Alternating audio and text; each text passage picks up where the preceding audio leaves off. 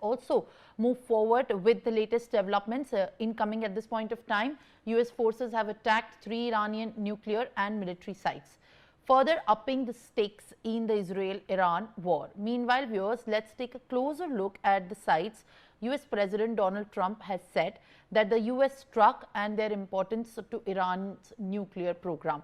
In fact, on that, let's also get to the screen to understand how exactly the strikes that have been targeted by the United States look like, and through the help of the maps, let's understand how the 3 nuclear sites explained look like. First, the Fordow fuel enrichment plant, that's here right there on the map, viewers. Location is at 100 kilometers of the southwest of Tehran, while it uses 2,200 centrifuges. That is one site that has been extensively targeted, and apart from all of the 2 sites, this is also one of the most talked. The Fordow fuel enrichment plant also contains a centrifuge cascades, which is the uranium which is up to the 60% of enriched. That is why it is very important. The reason why it is also being much talked reeks about the point that the uranium up to 60% with many cascades of the centrifuge contained here at the Fordow plant. While we move in fact further about looking at what remains to be at this site, is it's smaller than Natanz.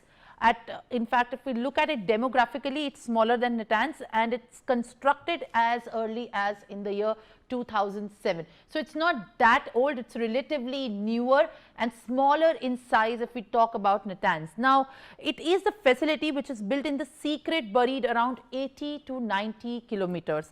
At Fordow, what is also one of the key features which has been the reason why it has been hit and chosen as the target is the fact that it is around 80 to 90 kilometers wide range located. Now, the next site, the next important nuclear site, the nuke sites which have been at the hit list of the United States, Natanz enrichment complex, which is located at 220 kilometers of the southeast of Tehran, and it is capable of enriching 60% nukes and 14,000 centrifuge. That is the capacity of Natanz.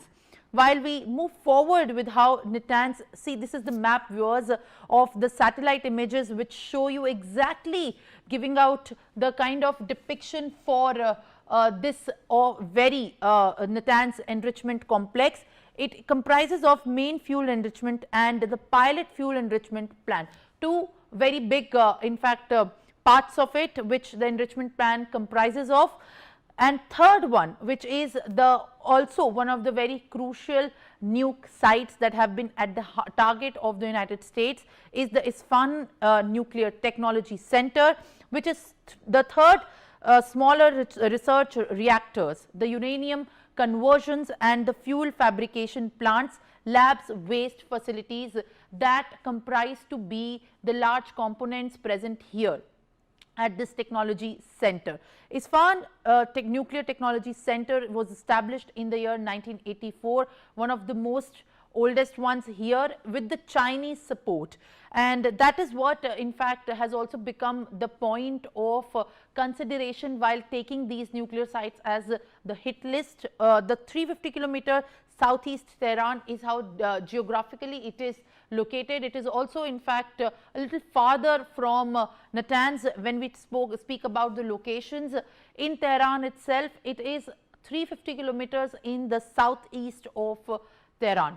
And remember, when we speak about the enrichment of these nuke sites, now converting the yellow cake to uranium hexafluoride is what it is solely management in fact focused over. It employs over 3,000 nuclear scientists working on this very process, and that is why when we talk about Isfahan Nuclear Technology Center, it remains to be a very crucial nuke site. Now, it is central to Iran's nuclear fuel cycle as well. While we look at what exactly each nuke site gives out to Iran, this one, Isfahan, is central to Iran's nuclear fuel cycle, viewers. And as we have already in fact given out the depiction of how three of these nuke sites look like, one can understand at what large scale this has been planned by Iran. Now, let's also move forward, in fact, with that to understand how exactly the ramifications of choosing these three targets of the nuke sites look like for Iran. All right. Colonel Sanjeev Kumar, who's a defense analyst, joins me live on the telecast. Mr. Kumar, thank you very much for being with us and very patient with us on these developments that we are tracking.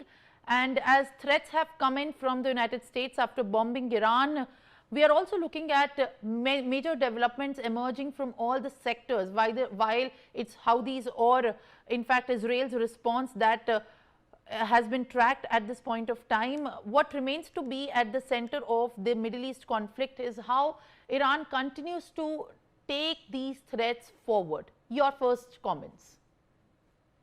One of the major things which we must all understand, that the Middle East region, what is most important for people is face saving. It becomes a very, very critical issue. And, unless Iran retaliates, which it will, because it has to save its face in the Arab world. Iran always used to portray itself as one of the leaders or champions of the Islamic world. And if it does not respond or react, rather, I would say, it is going to lose face and complete credibility in the Arabic world. So therefore, there is definitely going to be a reaction from the point of view of Iran. But what level? Will they target US bases which are spread over the Middle East, which may result in further escalation and US going in for further damages, now not really restricted to the nuclear sites, but even to the other infrastructure and civilian infrastructure? Will that be, they take it, or will they do a face-saving retaliation as they did last time with Israel? If you remember, when Israel had attacked Iran, they had fired a couple of hundreds of missiles and drones, which were mostly shot down with the help of the other allies of Israel. And certain Arab states had helped Israel also to ensure that these drones, etc., do not do damage. So it could be something on that lines. But going forward, definitely this is now going to be a turning point in the Middle East. Iran will be forced to get onto the negotiating table because it has no credible nuclear program probably left as of now. It is definitely delayed by a couple of years, could be even a decade or more. So therefore, it is going to be now going to be on a table to discuss what should be the going forward for them. Well, absolutely. In fact, Mr.